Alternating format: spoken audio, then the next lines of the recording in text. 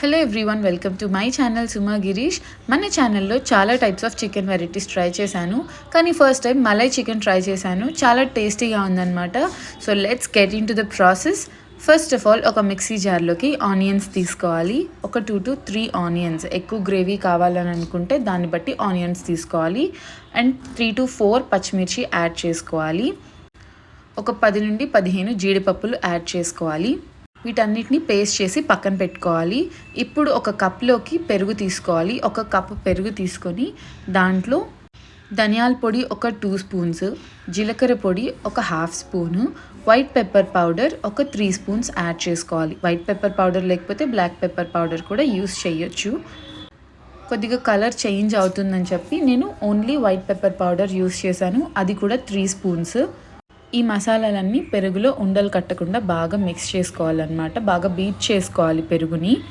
ఇప్పుడు ఈ మసాలాలన్నీ పక్కన పెట్టేసి ఒక గిన్నెలో చికెన్ తీసుకొని దాంట్లో చిటికెడు పసుపు, వైట్ పెప్పర్ పౌడర్ ఇంకొక 1 స్పూన్ యాడ్ చేసుకొని టేస్ట్కి సరిపడా సాల్ట్ కూడా తీసుకోవాలి.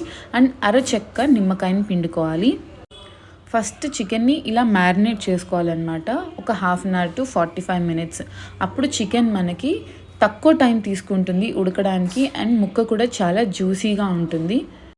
ఇలా బాగా మ్యారినేట్ చేసుకోవాలి. నెక్స్ట్ ప్రాసెస్ అంతా కూడా చాలా సింపుల్ అన్నమాట. ఒక కడాయి తీసుకోవాలి. ఆ కడాయిలో బటర్ యాడ్ చేసుకోవాలి. బటర్ ఆర్ ఘీ ఏదైనా యాడ్ చేసుకోవచ్చు. దాంతోపాటు కొద్దిగా ఆయిల్ కూడా యాడ్ చేసుకోవాలి. ఈ వైట్ చికెన్కి కొంచెం ఆయిల్ ఎక్కువగానే పడుతుంది.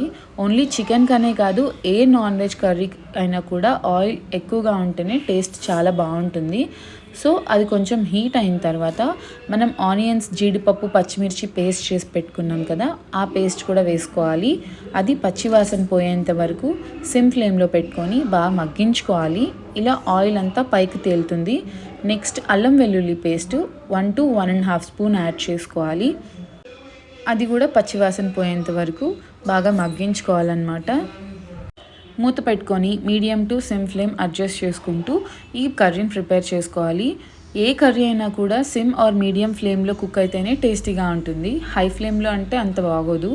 నెక్స్ట్ చికెన్ యాడ్ చేసుకోవాలి. ఒక 1/2 hour to 45 minutes మ్యారినేట్ చేసుకున్న చికెన్ వేసుకోవాలి.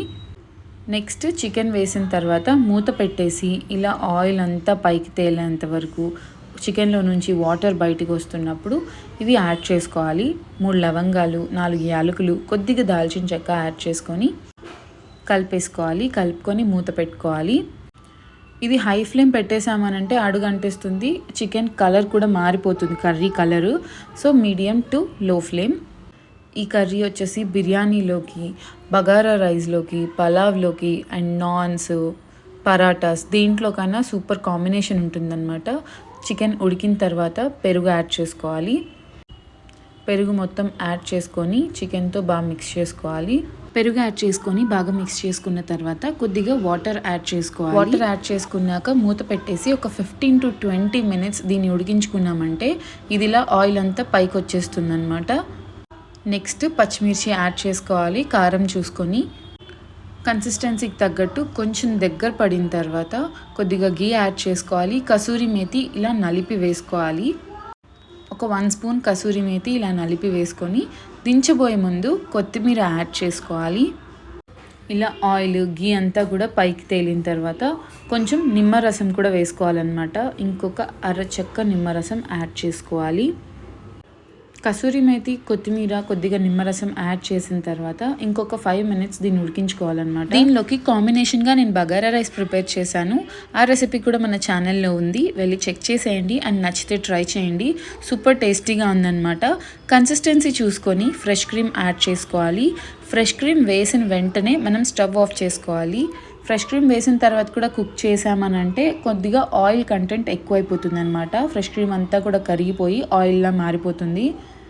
నాన్ వెజ్ అంటే కొంచెం ఘాటుగా ఉండాలి కదా, ఇందులో కారం అస్సలు వేయలేదు కదా అని అనుకోవద్దు. దీనిలో మనం వైట్ పెప్పర్ పౌడర్ అండ్ పచ్చిమిర్చి పేస్ట్ కూడా వేసాం కాబట్టి సూపర్గా ఉంటుందన్నమాట. ఘాటు కూడా.